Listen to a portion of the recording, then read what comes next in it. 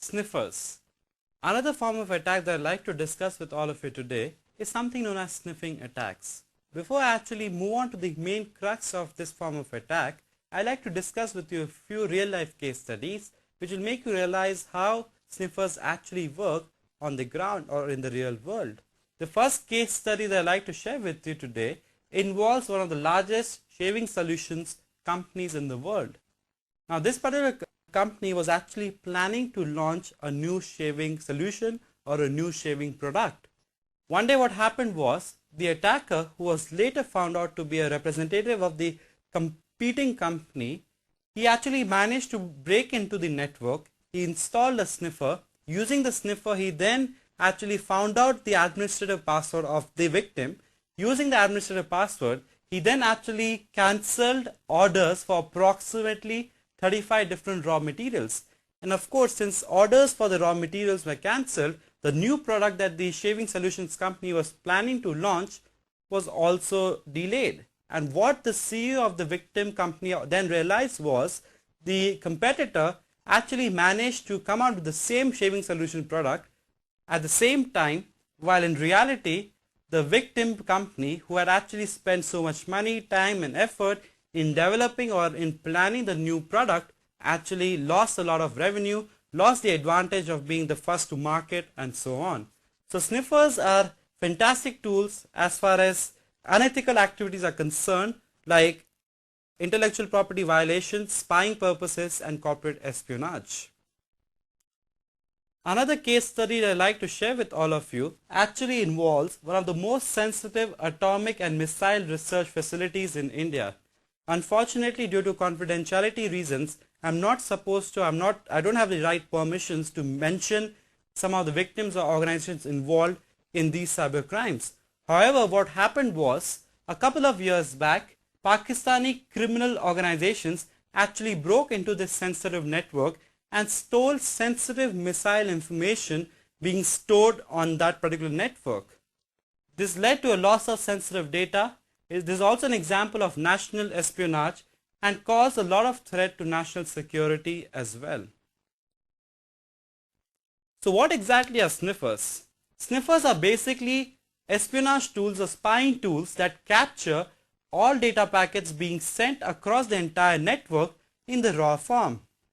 In other words, say for example, if I'm an attacker, if I'm able to install a sniffer successfully on your network or the target network, then once the sniffer is installed on a network, then all data entering the network, all data leaving the network, and all data being transmitted within the network, all of it will get recorded by the sniffer in a log file, which is then either remotely retrieved by the attacker, which is me, or the log file can also be configured to automatically be emailed secretly to a predefined attacker email address.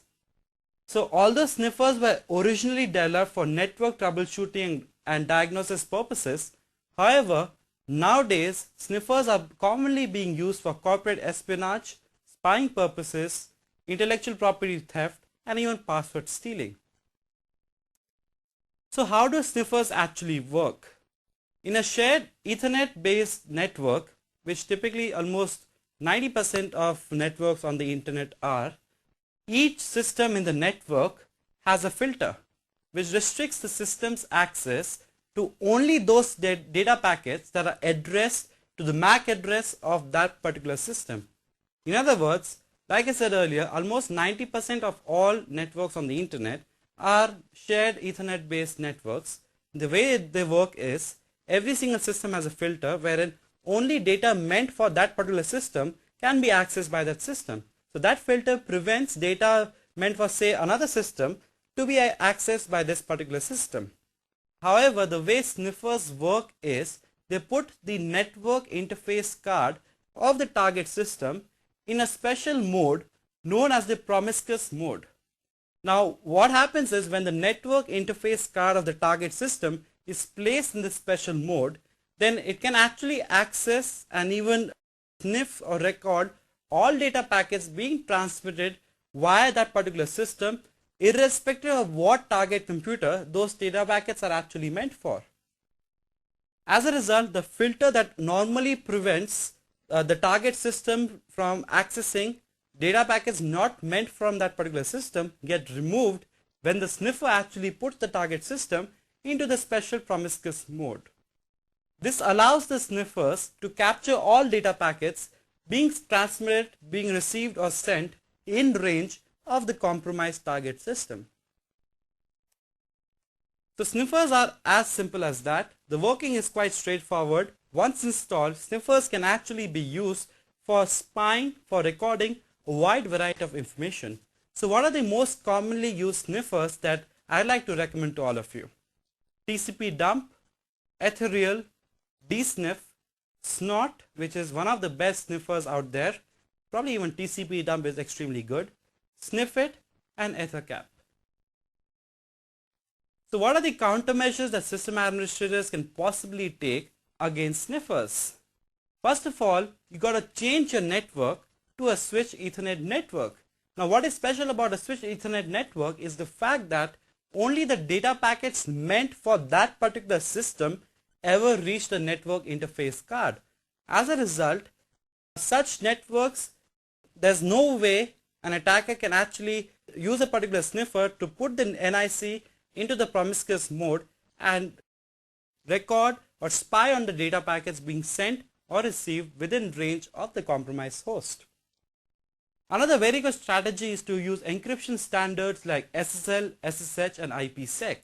Now of course, if you start using encryption, then even if a sniffer gets successfully installed on your network, then the sniffer will only be able to record encrypted data packets, and encrypted data packets are quite useless and will not really help the attacker much.